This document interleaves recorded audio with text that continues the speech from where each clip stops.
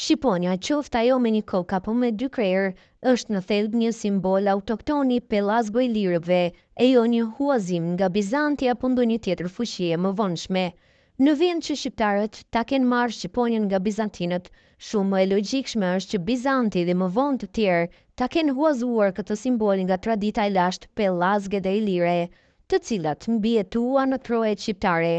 Nëse e shohim nga ky këndvështrim, Shqiponia e Skënderbeut nuk është thjesht një flamull lufte apo një shenjë rastësishme heraldike, por një pasardhëse drejt për drejt e kultit të lashtë të Zeusit pellazgjik të Dodonës.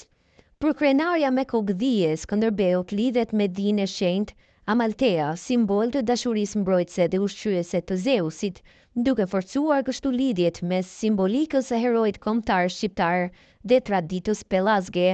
Shqiponia dykrenore në këtë vimësi është simboli bashkim të shqiptarëve në jug dhe në veri, ashtu si që i bashkonte dikur krahinat e pirit të lashtë.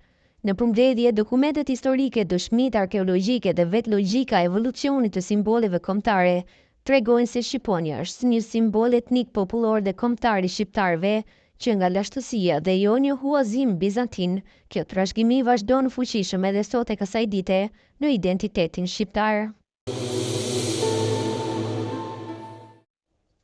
Në zemrën e Kalasë së Himarës, historianët dhe studiuesit shqiptar kanë zbuluar një kapitull të jashtëzakonshëm të historisë sonë kombëtare.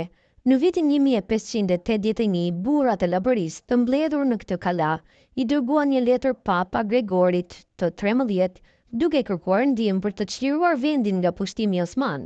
Në këtë letër ata i quanin veten bijtë e Skënderbeut dhe e përshkruanin atë si mbretin e shqiptarëve. Kjo letër është një dëshmi e qartë e lidhjes së fortë që shqiptarët kanë pasur me Skënderbeun dhe aspiratave të tyre për liri dhe pavarësi. Edhe pse Skënderbeu nuk u kurorëzua kurrë si mbret, për shqiptarët ai ishte dhe mbetet simboli i qëndresës dhe krenarisë kombëtare. Në këtë periudhë, Himara ishte një qendër e rëndësishme e rezistencës kundër pushtimit osman.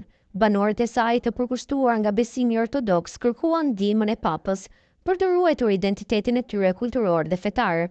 Ata ishin të gatshëm të pranonin autoritetin e kishës katolike romake, por kërkonin të ruanin në ritin e tyre lindor, duke treguar kështu një fleksibilitet dhe përkushtim të thellë ndaj traditës së tyre. Kjo periudhë historike tregon se shqiptarët kanë qenë gjithmonë të bashkuar në përpjekjen e tyre për të ruajtur identitetin dhe lirinë e tyre.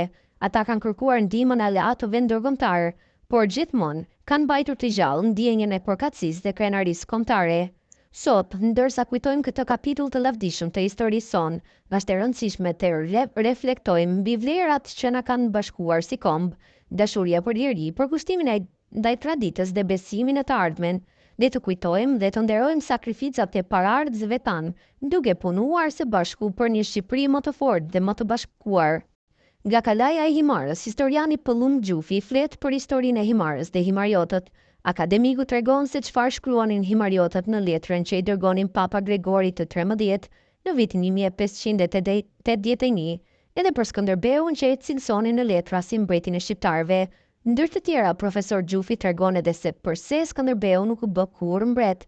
Himara ngelli një nga qendrat ku mblidheshin burrat e Llabërisë për të bërë kuvende të mëdha. Nga ky vend janë dërguar letra për Papa Gregorin e 13. Papa Gregori ka qenë shumë i interesuar edhe për historinë e Shqipërisë. Kryepleqtë e fshatrave të Llabërisë mblidheshin në kala edhe i dërgonin letra Papa Gregorit të 13. Ata dërguan letrën e parë në vitin 158. Mbas 2 vitesh, një letër tjetër. Përmes letrave, ata informonin papën për Himarën, po ashtu i dërgonin papës ndihmë me anë të mbretërve dhe princërve europian, t'i furnizonte me armatime për të ngritur kundër pushtuesve osman. Çdo bisedë e nisnin me frazën: "Ne jemi himariot, ne jemi bijtë e Skënderbeut, i cili ka qenë mbreti ynë.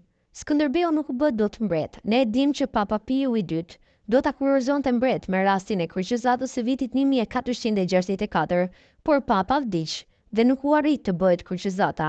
Skënderbeu, që u shpall kapiteni i përgjithshëm i asaj kryqëzate, nuk u arrit të luante rolin, sepse ajo u fashit. Por paraardhësit e tij, si i biri Gjoni, erdhi në këtë kishin në stemën e tyre Shqiponien dy krenare, të cilës i shtuan edhe kurorën, sepse për ata Skënderbeu ishte mbret. thot akademiku Pëllum Gjufi.